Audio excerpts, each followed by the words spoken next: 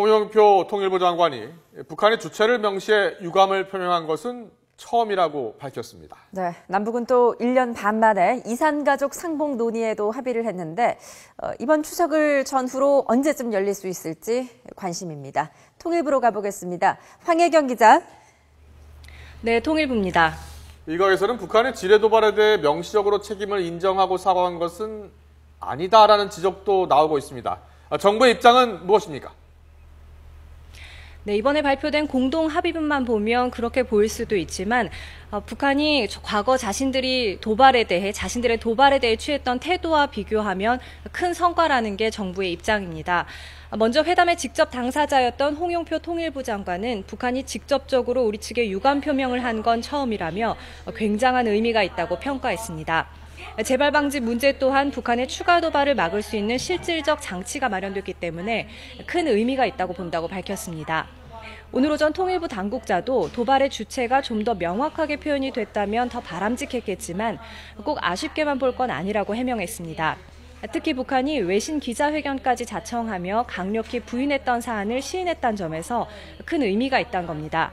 재발 방지 약속과 관련해서는 공동보도문 3항에 비정상적인 사태가 발생하지 않는 한이란 단서를 달아 만약 북한이 도발을 포함한 부당한 행동을 할 경우 대북 방송을 재개할 수 있는 여지를 남겼다고 강조했습니다. 비정상적인 상태가 어떤 상태인지에 대해서는 전적으로 우리 정부의 판단에 따르게 돼 있기 때문에 강력한 재발 방지를 보장받을 수 있게 됐다는 설명입니다.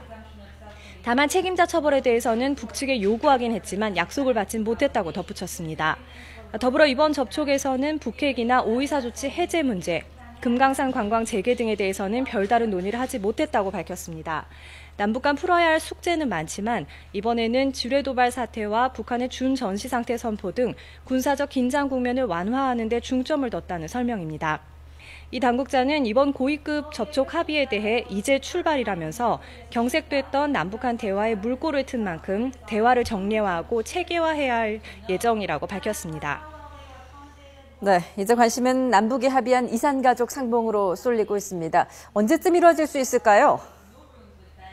네, 현재로서는 정확한 날짜를 예상하기는 어렵습니다만 10월 중순이 가장 유력할 것으로 보입니다.